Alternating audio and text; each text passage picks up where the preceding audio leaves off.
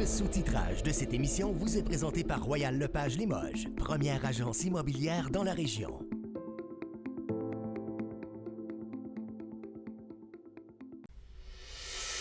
En manchette ce soir, les paramédics de la région mettent leur poing sur la table. Ils dénoncent les comportements inacceptables de Dessercom. On se dirige vers des fermetures de casernes si ça continue comme ça. On a peur à l'épuisement de nos travailleurs qui vont partir en arrêt de travail. Déception à la suite du déménagement du rodéo du camion en Ontario. La surprise, elle est totale. Et la déception, elle est tout aussi grande. Plus d'une centaine de livres jetés à Rouyn-Noranda. C'est la dernière option possible. On essaie de ne pas se rendre là. Il y a une question de volume aussi. On traite des dizaines de milliers de livres.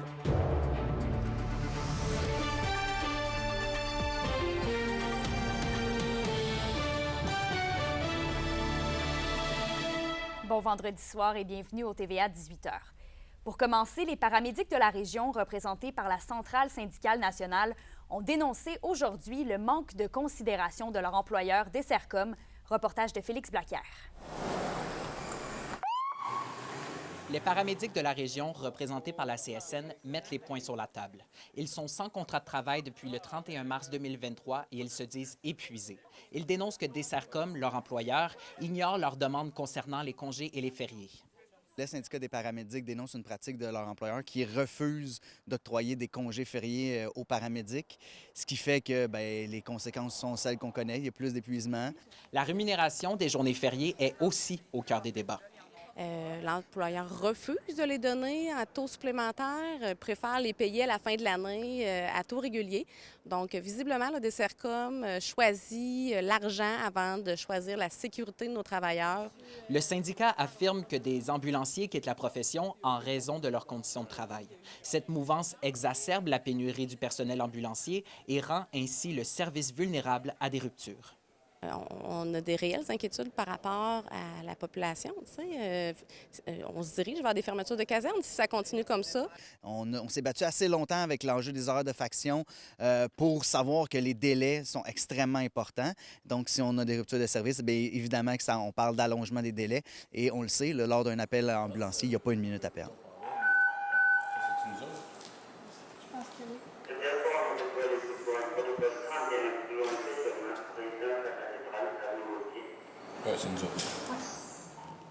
Pendant que les négociations s'étirent avec Dessercom, le syndicat rappelle que c'est la qualité de vie des paramédics qui en paie le prix. Mais pour les employés, pour une famille, c'est pas évident, pas de vacances, partir en vacances avec les enfants. Puis tu sais, une semaine d'avance, ça n'a pas d'allure. Dessercom mentionne qu'il ne souhaite pas commenter publiquement les revendications du syndicat, mais affirme qu'ils mettent des solutions en place pour réduire les ruptures de services pour la population et maximiser l'attribution de vacances au personnel. Les paramédics de la région, représentés par la CSN, sont en négociation avec l'employeur, mais ils sont toujours en attente d'une date pour rencontrer Dessercom et ainsi se faire entendre. Félix Blaquière, RNC Nouvelles, Amos. Au lendemain de l'annonce du départ du rodéo du camion de Notre-Dame-du-Nord au Témiscamingue pour l'Ontario, les réactions sont nombreuses. André Audet a recueilli ce qui suit. Et la déception, elle est tout aussi grande.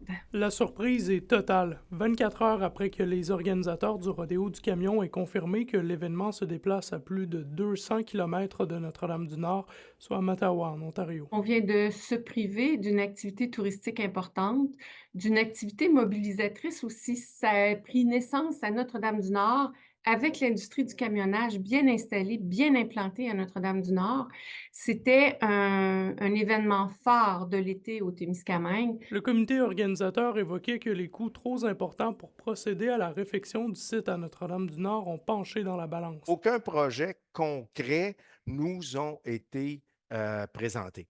OK, ni à moi, au ministère, pour dire avoir une piste de travailler. Donc, c'est pour ça qu'hier, quand on a vu l'annonce qui a été faite, tout comme tout le monde, là, j'ai été surpris, puis même du côté du ministère. L'apport touristique de l'événement était important, selon Tourisme Abitibi-Témiscamingue. Il y avait autour de 10 millions de dollars en retombées économiques, ce qui avait été donné là, aux organismes du Témiscamingue, c'était autour de 7 millions de dollars là, depuis le début du rodéo. Ça fait quand même plusieurs années, mais c'est quand même pas des sommes négligeables. L'espoir de voir émerger un nouvel événement permettant de combler le vide laissé par le rodéo du camion est bien présent chez le député Daniel Bernard et la préfète Claire Bolduc. On peut peut-être, les gens du milieu, travailler sur la mise en place d'un nouveau festival pour prendre la relève et peut-être avoir des retombées similaires. Mais je suis convaincu que les gens du Témis sont très innovateurs puis qu'il va y avoir des choses qui vont émerger de cette situation-là. Invité à réagir à la nouvelle, le maire de Notre-Dame-du-Nord, Nico Gervais, n'a pas voulu émettre de commentaires, se limitant à préciser que la municipalité en est à étudier les aspects légaux du départ de l'événement. André Audet, RNC Nouvelles. Vos réponses à la question du jour TVA. Une présentation de la Clinique infirmière Nord-Ouest partout dans la région. Nous vous offrons des consultations rapides avec des infirmières et infirmières praticiennes spécialisées et un nouveau service de téléconsultation. Contactez-nous pour plus d'informations ou visitez notre site Web. Et à la question du jour, on vous demandait « Êtes-vous déçu que le rodéo du camion déménage de la région? » Vous avez répondu oui à 62 %.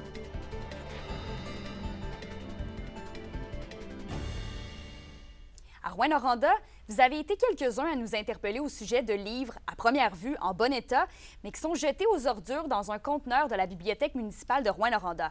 Entre destruction de savoir et processus nécessaires, où se trouve la réponse? Anthony Dallaire s'est penché sur la question. Avez-vous pour habitude de jeter vos livres à la récupération? C'est du moins ce qui s'est produit ici, où une centaine de livres en bon état retirés des tablettes de la bibliothèque municipale de Rouyn-Noranda se sont retrouvés. C'est la dernière option possible. On essaie de ne pas se rendre là. Selon Valérie Duhem de la bibliothèque municipale de Rouyn-Noranda et Mme Boucher du réseau Biblio, ce résultat est dû au travail d'élagage de leur collection, bien que crève-cœur, ce travail est effectué dans un but de garder leur collection de bibliothèque au goût du jour. Il y a une question de volume aussi. On traite des dizaines de milliers de livres. On reçoit des nouveaux livres, des caisses pleines chaque semaine. C'est sûr qu'on essaie d'exploiter chaque avenue possible avant que ça se retrouve au recyclage, mais il y a un moment où un livre a atteint sa durée de vie active. C'est triste. Il n'y a personne qui est aussi triste que nous. Là. On est des fans de livres. Et quand c'est trop vieux, bien, c'est un frein à l'emprunt. Donc, c'est vraiment normé. C'est pas nous, là, chaque bibliothèque et tout ça, ou chaque réseau biblio qui décide des normes. Ça relève là, d'un regroupement national. C'est donc en majorité les livres de référence et documentaires comme les vieilles encyclopédies qui se retrouvent au recyclage. C'est des livres qui n'ont plus vraiment leur place à la bibliothèque. Puis on juge aussi que c'est des livres que ça peut être un peu délicat de donner parce que les connaissances sont plus à jour, tout simplement. Contacté à ce sujet, le directeur général du Corcovado à Rouyn-Noranda, Ghislain Dallaire, mentionne l'impact de nouvelles technologies, des technologies comme des moteurs de recherche en ligne qui rendent désuète l'utilisation de livres spécialisés. Malgré tout, les différents organismes en sont à trouver des solutions pour éviter le plus de pertes possibles. On a travaillé très fort cet été pour élaguer notre collection jeunesse. On a donc décidé de les mettre en vente, ces livres-là, à coût très modique. Puis l'argent qu'on fait avec cette vente de livres-là, on l'utilise en fait pour payer certaines animations, notamment pour les enfants qui sont en CPE. Entre 9 000 et 10 000 livres reposent dans les entrepôts du réseau Biblio. Un appel à tous est donc lancé avant que ces derniers prennent la route de la récupération. Moi, je veux pas y aller non plus à la pièce. Je lance une invitation aux organismes, parce que moi, je peux pas donner gratuitement là, à la population. Mais les organismes qui seraient intéressés à en avoir, bien, ils peuvent me contacter. On va voir ce qu'on peut faire. Anthony Dallaire, RNC Nouvelles, Rouyn-Noranda. L'Assemblée des Premières Nations Québec-Labrador souhaite que les Autochtones soient actionnaires d'Hydro-Québec. Une demande qui a été formulée hier à l'Assemblée nationale lors de l'étude du projet de loi sur les gouvernances des ressources énergétiques de la province. Le fait que les Premières Nations deviennent actionnaires d'Hydro-Québec permettrait, selon l'APNQL, d'obtenir une juste part des dividendes et des retombées de l'exploitation de leur territoire. Le chef de l'Assemblée des Premières Nations, Ghislain Picard, a rappelé devant les élus que les chefs des communautés détiennent des droits et qu'ils désirent participer au développement énergétique. On se tourne vers le dossier de la protection du caribou maintenant. Québec renoncerait à plusieurs centaines de millions de dollars en ne négociant pas avec le gouvernement fédéral. C'est du moins l'avis de la Société pour la nature et les parcs Québec. La SNAP rappelle que d'autres provinces canadiennes ayant conclu des ententes avec Ottawa ont réussi à se voir verser plusieurs millions de dollars pour la protection de la nature. La Société pour la nature et les parcs Québec dénonce donc le refus du gouvernement Legault de prendre part aux consultations sur le décret d'urgence, puisqu'elle croit que l'argent pourrait aider à limiter leur impact socio-économique des mesures de protection du caribou, notamment pour les régions forestières. Et toujours en politique, Frédéric Beauchemin, un député libéral de la circonscription Marguerite-Bourgeois à Montréal, a annoncé aujourd'hui qu'il se portera candidat à la chefferie du Parti libéral du Québec. M. Beauchemin est d'ailleurs appuyé par Luc Blanchette, l'ancien ministre des Forêts, de la Faune et des Parcs et député de Rouyn-Noranda-Témiscamingue. Par ses promesses électorales, Frédéric Beauchemin entend redonner aux régions la place qu'elles méritent. Il joint donc Denis Coderre et Charles Milliard dans la course à la tête du Parti libéral du Québec. La Ville de Rouyn-Noranda se réjouit de la motion de l'Assemblée nationale en faveur d'une zone d'innovation minière, puisque c'est une décision qui marque un tournant significatif pour Rouyn-Noranda et l'ensemble de l'Abitibi-Témiscamingue, selon l'administration. Le projet de zone d'innovation minière permettra de favoriser la recherche, le développement et l'intégration de nouvelles technologies. Et la mairesse affirme qu'elle a hâte de poursuivre les travaux avec le gouvernement de la CAQ afin d'obtenir une désignation officielle. Avis aux chasseurs de la région, la Fédération québécoise de chasse et pêche du Québec lance la 9e saison de Chasseurs généreux. Le but est de recueillir de la viande de gibier pour la redonner aux banques alimentaires. Résumé d'Alexis Dumont. La 9e saison de Chasseurs généreux est lancée. Le projet a pour but d'user de la générosité de ceux qui pratiquent la chasse afin de donner une partie de leur récolte qui sera ensuite redistribuée aux banques alimentaires de la région. On a élargi et instauré chasseurs généreux à l'échelle de la province, invitant tous les bouchers de viande de gibier, de gros gibier, à participer avec nous et à permettre aux chasseurs de donner une partie de leur récolte via leurs installations aux gens dans le besoin de leur localité. Donc, les gens sont les chasseurs qui récoltent un gros gibier, un orignal, un cerf ou un ours, sont invités à faire appel à un boucher certifié chasseur généreux, dont on peut trouver la liste sur le site web chasseurgénéreux.com, et à faire préparer leur gibier comme à l'habitude, puis à donner quelques livres ou une plus grosse portion de leur récolte pour que le boucher transmette cette venaison-là au réseau des banques alimentaires du Québec. Et depuis la création du projet en 2016, plusieurs dons ont été effectués un petit peu partout à travers le Québec, dont ici en Abitibi-Témiscamingue. L'an dernier, on parle de 9 250 livres de gibier récoltés à travers la province et la coordonnatrice du programme invite les Abitibiens à continuer de donner. Depuis 2016, en Abitibi-Témiscamingue, il y a eu plus de 680 livres de viande qui ont été donnés et redistribués. Et c'est pour ça qu'on est bien heureux d'être ici aujourd'hui, puis on veut encourager les chasseurs à être plus que généreux parce que les besoins sont grands dans votre région. Puis vous avez un territoire où la chasse au gros gibier, elle est tellement appréciée, elle est tellement pratiquée par beaucoup de gens. Vous avez la capacité de partager, d'aider votre prochain et de partager votre récolte pour faire une différence. Et après une grande année de récolte l'an dernier, l'objectif de Chasseurs généreux sera cette année d'atteindre 10 000 livres de gibier d'ici la fin de la saison qui prendra fin au début de l'hiver. Alexis Dumont pour RNC Nouvelles. Les services de police du Québec ont effectué une opération de contrôle récréo-touristique la fin de semaine dernière, ciblant les quadistes. Durant cette opération, plus de 600 VTT ont été vérifiés et plusieurs constats d'infraction ont été remis, notamment pour le non-port du casque, le non-respect des signaux de signalisation, la conduite avec facultés affaiblies ou encore la non-conformité des véhicules. Les services de police du Québec rappellent que la conduite de véhicules tout-terrain doit se faire selon les règles et ils demandent à la population de demeurer sécuritaire. L'indice boursier minier au TVA Nouvelle 18h est une présentation de GFM Groupe Financier. Dirigeants d'entreprises et particuliers, fiez-vous aux experts de GFM pour vos placements, assurance de personnes et assurance collective. Car pour vous, ils vont au-delà de la finance. Les finissants du programme d'art visuel au cégep de l'Abitibi-Témiscamingue sont en pleine création d'une murale sur la rue Monseigneur-Tessier-Est à Rouyn-Noranda. Après la pause, on vous dévoile plus de détails.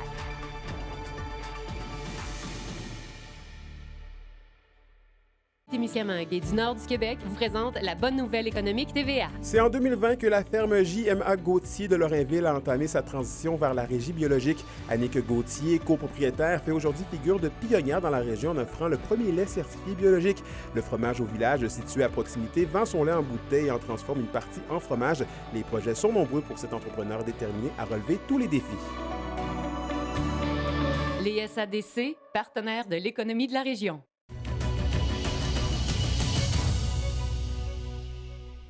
Justine, le Petit Théâtre du Vieux-Noranda a dévoilé cet après-midi leur programmation de cette saison et on peut dire qu'il y en a pour tous les goûts. Oui, comme toujours au Petit Théâtre, là, tout le monde trouve son compte. Je vous nomme quelques noms de la programmation. On a Jay Scott, on a Soleil Launière, aussi la Hélénie qui reviennent faire leur tour et plusieurs autres. Cette saison, le Petit Théâtre amène aussi les ateliers d'Alice. C'est des ateliers de théâtre pour donner le goût aux adolescents de faire du théâtre, leur donner le goût d'être sur scène. Il y a même de la lutte féminine dans la programmation par les lutteuses de l'Est. Le thème de cette année vient de l'œuvre La Roche de Martine Savard, qui représente une lutteuse des années 60. Et c'est vraiment une artiste qui a fait l'unanimité pour le Petit Théâtre. Ça a fait l'unanimité au sein de l'équipe. Tu sais, la proposition de Martine, c'est une œuvre qui est très engagée, féministe, puissante aussi, décomplexée. Tu sais, la fille est en maillot de bain avec ses petits talons hauts. Donc, on trouvait que c'était dans l'air du temps, là, avec ce qui se passe, avec les propos qu'on a besoin d'avoir, là, d'être engagé. Puis on affirme qui on est. On n'a pas besoin de s'excuser d'exister. Donc, on trouvait que c'était bien inspirant. Il y a toujours des spectacles qui s'ajoutent au fil de l'année et on a un nouveau site Internet. Alors, je vous invite à le visiter. Puis, vous pouvez le visiter régulièrement parce qu'il y a des ajouts qui se font tout au long de l'année. Et puis, Justine, les finissants du programme d'art visuel au cégep de l'Abitibi-Témiscamingue sont en pleine création d'une murale. Rue Monseigneur-Tessier-Est, vous pouvez la voir juste derrière moi. C'est dans le cadre de leur cours de création actuelle en peinture. Les étudiants devaient créer des personnages de cirque, mais avec le style steampunk, qui sont tous inclus dans la murale. Alors, vous pouvez voir un peu de chaque étudiant dans cette murale-là. Ariane Ouellette, l'enseignante et la responsable de la murale, encadre les étudiants dans tout ce projet-là et elle est super fière de l'œuvre réalisée. En fait, moi, j'arrive avec un concept. Je leur propose un concept. Là, je leur avais proposé le thème de faire un cirque un peu freak show, un petit peu steampunk. Donc, après ça, j'arrivais avec une banque de matériel, des vieilles gravures anciennes, des vieilles images. Et chaque équipe dans la classe a travaillé sur un personnage. Donc, c'est une création collective. Chaque personnage est à peu près le travail de 3 étudiants. C'est la 4e année de ce projet de mural fait par des étudiants du cégep. Cette année, c'est 18 étudiants qui participent à la création. Une des finissantes en art visuel, Aurélie Lacroix, trouve que c'est vraiment une grande fierté de faire un projet à grande envergure comme ça. Honnêtement, moi, ça me rend vraiment fière parce que c'est pas n'importe qui pourrait faire ça. Seulement les étudiants en art visuel parce que, pour vrai, un groupe de jeunes nowhere peut pas embarquer et dire « Ah, on va faire un mural ». Non, ça prend vraiment une classe puis des profs qui sont habitués pour le faire. Fait que je pense qu'on a de quoi vraiment être fiers en tant que cohorte cette année. Salut tout le monde, mon nom est Alexandre Cabana et restez des nôtres parce qu'après la pause au sport, c'est le dernier match de pré-saison de nos équipes de la LHJMQ, qui plus est un duel de la 117. Je vous reviens avec les échos du vestiaire et plus encore.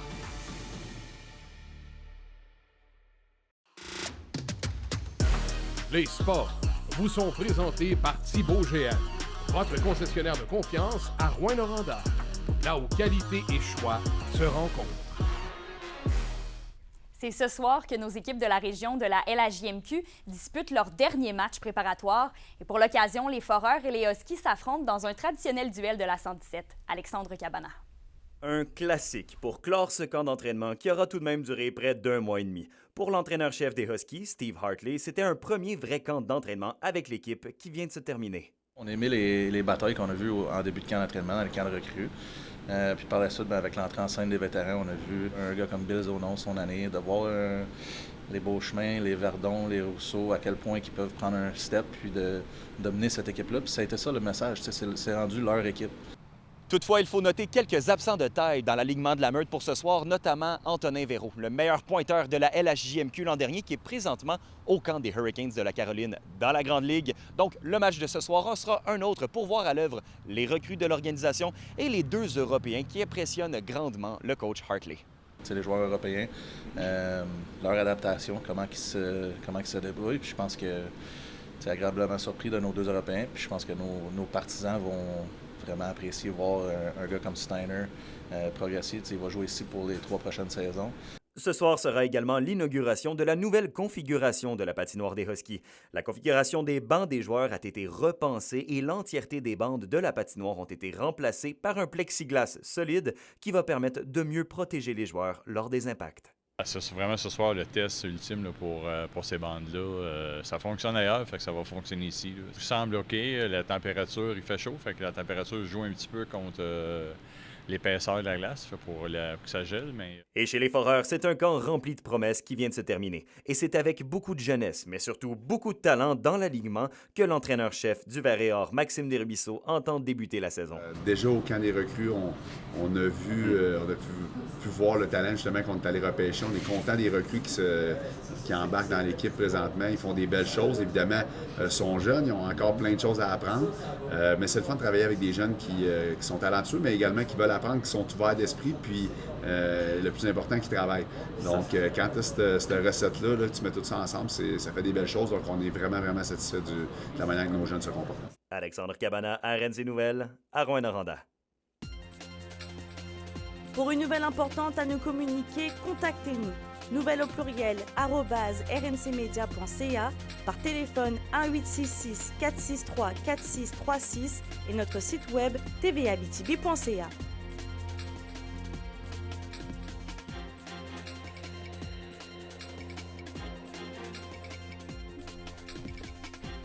La météo, une présentation de Nicole Auto de la Sarre, la capitale du pick-up. Vous y trouverez toujours le meilleur choix, toujours le meilleur prix. À la météo, Justine, c'est pas le temps de fermer les piscines en fin de semaine. Effectivement, Kémélia, les piscines vont pas chômer. Ça va faire splish-splash toute la fin de semaine. Mais avant, pour ce soir et cette nuit, en Abitibi, ça va être dégagé tôt ce soir avec quelques nappes de brouillard au courant de la nuit et un minimum de 11. Même chose pour le Témiscamingue. Quelques nuages par-ci par-là avec un petit peu de brouillard au courant de la nuit et un minimum de 13. Demain, au nord et au sud, ça va être ensoleillé avec un maximum de 27 et un humidex qui va aller jusqu'à 34. Alors, quand on parlait de piscine, c'est demain que ça va se passer. Là. Ça va être le temps d'aller se rafraîchir parce qu'il va faire chaud et dimanche aussi parce que ça va être ensoleillé avec un maximum de 28 partout en région. Profitez de la belle fin de semaine, faites des soupers terrasses en famille ou entre amis. C'est le temps de profiter du soleil quand il fait beau comme ça. Ouais, c'est vraiment le temps d'en profiter. Merci Justine. Et merci à vous, chers téléspectateurs. Merci d'avoir été des nôtres ce soir. On se retrouve lundi pour le TVA Midi. Bon week-end.